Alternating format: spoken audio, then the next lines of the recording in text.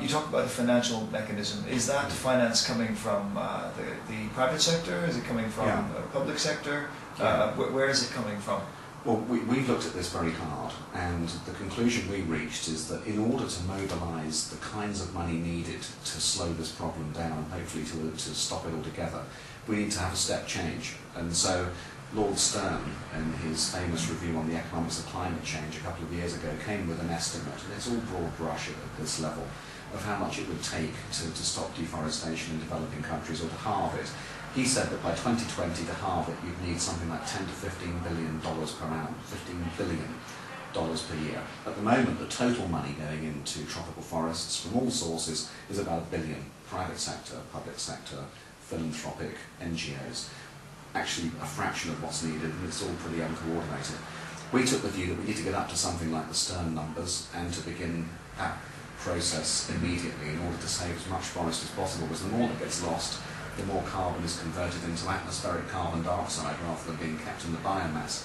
And so we have every good economic reason to get on with this very quickly. And so we said a new mechanism is needed, and it should be a public-private partnership. And so we came with the idea of the rich countries effectively issuing what we call rainforest bonds.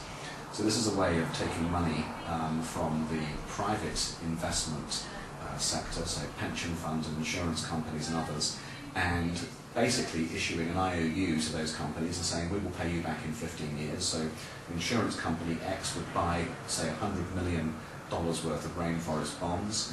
That $100 million would then be available to spend in the rainforest countries. The insurance company or pension company would then earn a modest rate of return, a few percent a year, up until the point when the bond matures in, say, 15 years, when the $100 million is paid back. So they earn a rate of return, they have a secure place for their investment. Now, over that period of 15 years, the countries that have issued the bonds, so the British government, the German, the French, the Italian, the American government, who are cooperating together through a new process to stop deforestation, they would have 15 years to raise the money to pay back the insurance company or the pension company. And so we've said there's a range of options here, all of which are very likely to be implemented in the next few years because of what climate change science is telling us.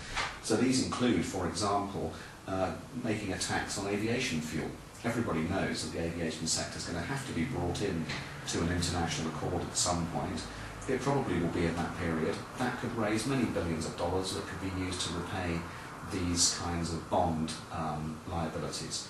Another would be to look at the global insurance market. Something like $4 trillion is spent every year on insurance premiums. This is a huge sum of money that could be through a small levy. Some of that money could be used again to be paying these bonds back over that kind of time horizon. And the insurance industry, a big part of its risk is in catastrophe insurance. So low-lying coastal areas hit by storms and floods.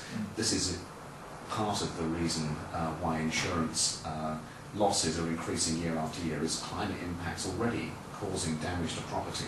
The insurance industry has every good reason to slow down the process of climate change, and so could be expected to be a collaborator should global rules be set for those kinds of levies to be taken and then spent in slowing down deforestation. Another potential source of income could be industrialised countries' cap-and-trade schemes. So, for example, the cap-and-trade scheme operating inside the European Union. Once credits for carbon emissions are being auctioned, which they will be soon, to the steel companies, the power companies, the paper processors, the chemical companies, they will have to pay for carbon credits to be bought from governments. That could be raising billions as well.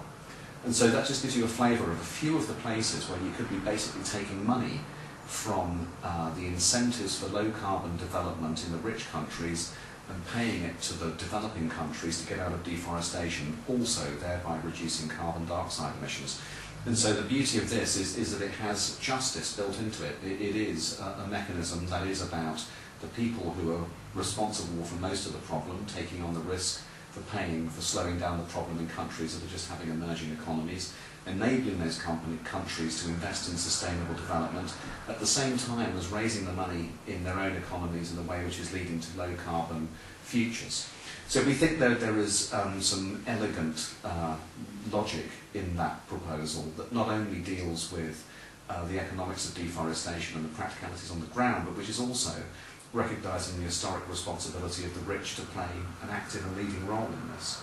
And hopefully deals with some of the politics from the Earth Summit days when countries were saying, why should we stop our development in order for you to be able to feel good in the rich countries. Right. So that's, in a nutshell, the kind of conclusion we've reached, and as I say, you can find it all at rainforestsos.org in the form of a very comprehensive report. Thank you. I'm sure many people will go and look at your website.